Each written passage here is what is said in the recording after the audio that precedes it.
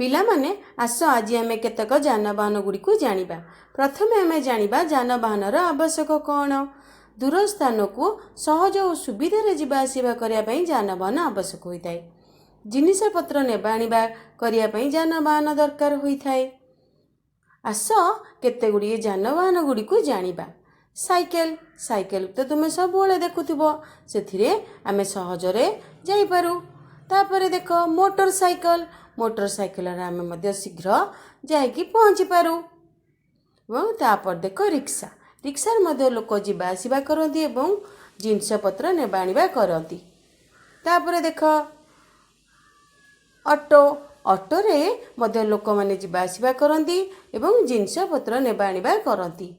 ତାପରେ ଦେଖ ବସ୍, ବସ୍ରେ ତ କେତେ ଗୁଡ଼ିଏ ଲୋକ ସହଜରେ ସୁବିଧାରେ ଯାଇକି ପହଞ୍ଚି ପାରିବା ସହିତ ଜିନିଷ ନେବା ଆଣିବା କରନ୍ତି। କାରକୁ ତ ଆମେ ସମସ୍ତେ ଜାଣିଛେ, ଏଥିରେ ସହଜରେ ଏବଂ ଆରାମରେ ଲୋକମାନେ ଯିବା ଆସିବା କରନ୍ତି। ଟ୍ରକ୍, ଟ୍ରକରେ ବହୁତ ଗୁଡ଼ିଏ ଜିନିଷ ଏକାଥରକେ ସହଜରେ ନେବା ଆଣିବା କରାଯାଇଥାଏ। ରେଳଗାଡ଼ି ବା ଟ୍ରେନ୍, ଏଥିରେ ଏକାଥରକେ ବହୁତ ଗୁଡ଼ିଏ ଲୋକ ଏବଂ ଜିନିଷପତ୍ର ସହଜରେ ନେବା ଆଣିବା କରାଯାଇଥାଏ। ଡଙ୍ଗା, ଡଙ୍ଗାରେ ମଧ୍ୟ ଲୋକମାନେ ଯିବା ଆସିବା ସହିତ ଜିନିଷ ନେବା ଆଣିବା କରିଥାନ୍ତି। ଏ ହେଉଛି ପାଣି ଜାହାଜ, ପାଣି ଜାହାଜରେ ଲୋକମାନେ ଯିବା ଆସିବା ସହିତ ଜିନିଷ ନେବା ଆଣିବା ମଧ୍ୟ କରାଯାଇଥାଏ।